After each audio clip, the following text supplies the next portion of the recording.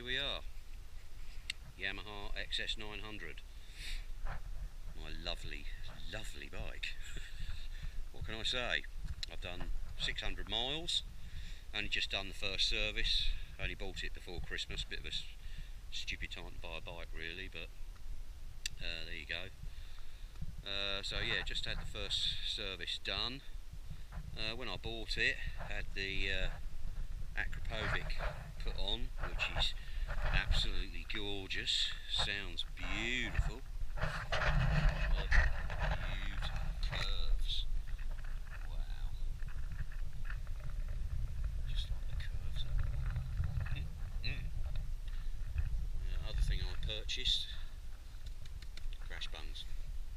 Well, not quite the bungs, but I didn't like the bungs because they kind of stick out too much. These are a little bit less obtrusive, but still going to catch this anyway.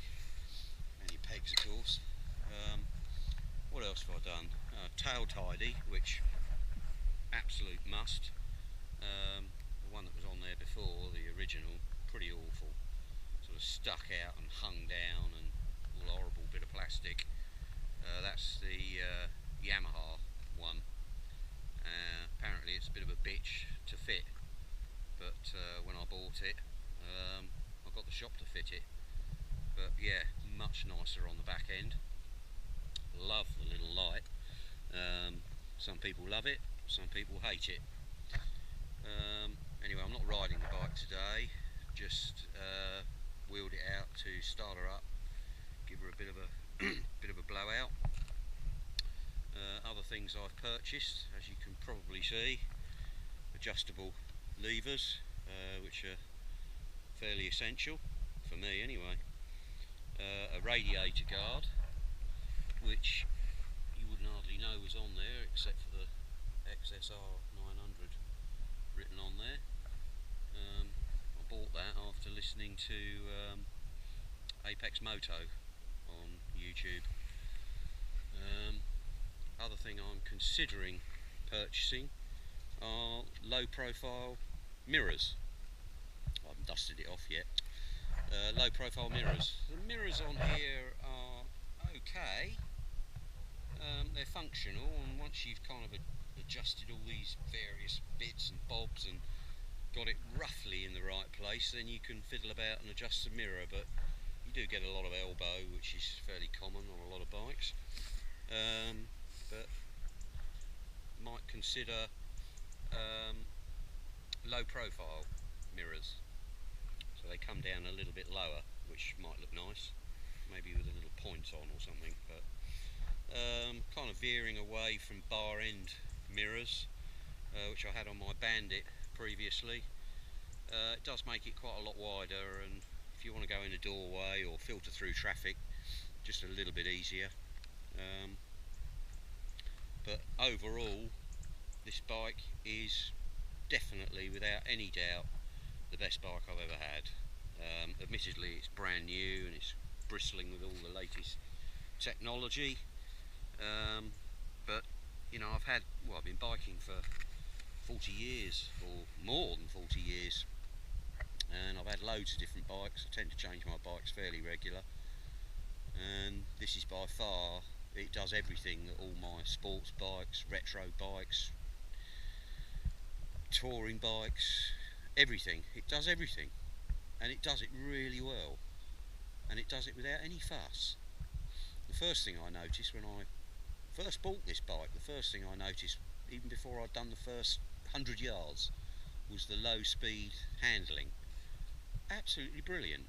Really good for low speed handling. No sort of wobbling about on the bars, and you can creep along quite nice and slow. Yeah, apart from the obvious stonking engine, which for me, being a farmer, the torque is important for me. I'm a bit of a lazy rider, I guess, as I've got a bit older, and I do like that feeling, sticker in top, and you can still open the throttle and it'll still woof, away you go. But I haven't really given it the full berries yet, because I'm running it in, and I do like to run engines in properly. So I've got about another 300 miles to do before it's completely run in. It's had its initial first service, like I say. moving on, the finish, I mean, just unbelievable. Look at that, lovely bit of billet there.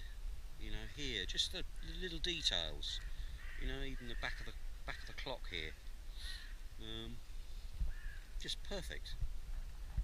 I've decided, well, I'm in two minds really, that whether to get a screen or not to try and protect this area here. But I don't want to shy away from the overall style of the bike. And I think a screen on a bike, it's all personal preference of course, but not for me. Other things I've done, taken those horrible reflectors off, which you don't need in this country, but I guess if you're going to Europe then you've got to stick them on. Other things I've done, not an awful lot. Adjusted the throttle a little bit, there was a bit too much play. Obviously got a little small number plate, 7x5. Hopefully I won't get pulled. There you go. Other things I've done, just adjusted the gear lever. That was too far down basically, and I couldn't get my bloody toe under it. It was almost like I had my toe dragging on the ground. Anyway, that's just settings for personal preference really. What else have I done? Crikey, not a lot. There's plenty of money I could spend on this, that's for sure. I would like to get a nice blue seat cowl. They do look really nice, and it gives you a bit of a bum stop, you know, on the back of the seat. Oh God, she's so dirty. Anyway, I've started it up before, so it's not stone cold, but I'll let you have a little listen of the exhaust, which sounds pretty awesome. Right, so here we go. As you can see, not many miles. We've got gear, obviously, mode, which I've got in standard at the moment. You've got 3 different modes, which I won't go into because everybody knows about that now. Traction control, yeah, I tend to leave traction control on, why not? I haven't really found number 2 or number 1 to be too evasive in my riding, but there again, I'm not a young hooligan. So here we go.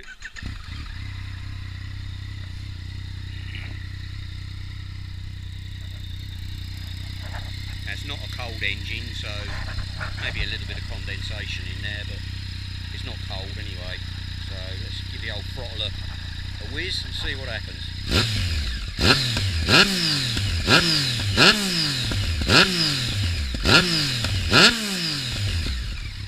That is just awesome, and that's with the baffles in. I've tried it with the baffles out, and it is incredibly loud, probably a little bit too loud, although I do like a loud pipe because everybody can hear me coming, and I think it's a bit of a safety issue really, for me anyway. I like to know that people hear me coming. But I've got the baffles in at the moment, not that difficult to take them in and out, so I think depending on what I'm doing and where I'm going, obviously if I was going to go for a long journey I'd probably keep the baffles in, but if I was going, look at that light, oh, just look at that. It's a bit of a bummer that you can't, I guess this is a thing with most modern bikes now, is you can't turn the lights off. As soon as you turn the ignition on, the lights come on, which is a bit of a... I always try and ride with my lights on anyway, but I like the option of having them off. Anyway, there we go. There we have it. The XSR900. I'm a bit of an amateur on the GoPro, and I've done a couple of videos before when I had my old Bandit, and I'm going to try and get a little bit more organised with my GoPro, and I hope the next video I do will be a little ride somewhere, and hopefully I can get some sort of mic fitted up into my crash helmet. A bit reluctant to stick anything on the bike for GoPro mounts, but no doubt I'll relent when it gets a bit more second hand. But being new at the moment, it's a difficult thing to do.